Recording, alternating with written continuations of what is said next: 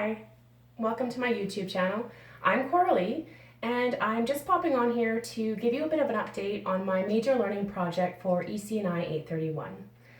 If you've been following my blog so far, in my learning project, one of my learning objectives was to identify and implement organizational systems that would help us become more of an efficient household.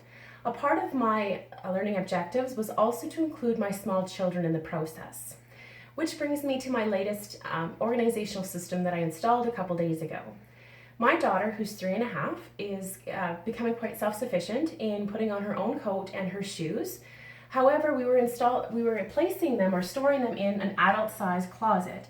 So it was difficult for her to retrieve her coat or hang it back up on a hanger, and her shoes were getting lost in the sea of adult shoes. So we decided that we could use a small space in our entryway. And in this small space, we placed a bench here for the children to sit on, and my daughter especially put her shoes.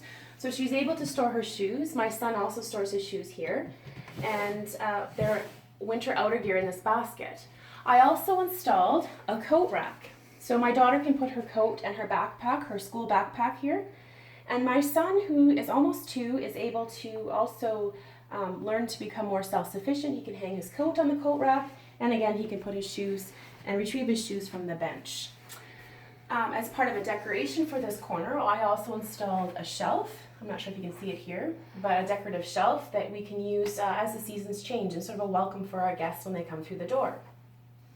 So yeah, that's the system that I installed a couple days ago. It's been going very well, actually. The children are having fun putting away their shoes, getting their coats. I'm hoping that's not a novelty and it won't wear off, and that we'll be able to sustain this system, this organizational system.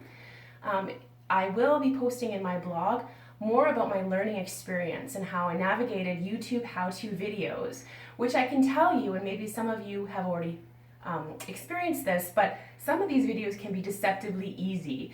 And I discovered very quickly that context matters. So I'll be sharing some of my struggles and how I overcame those in my blog. Thanks very much for tuning in, and I'll see you next time.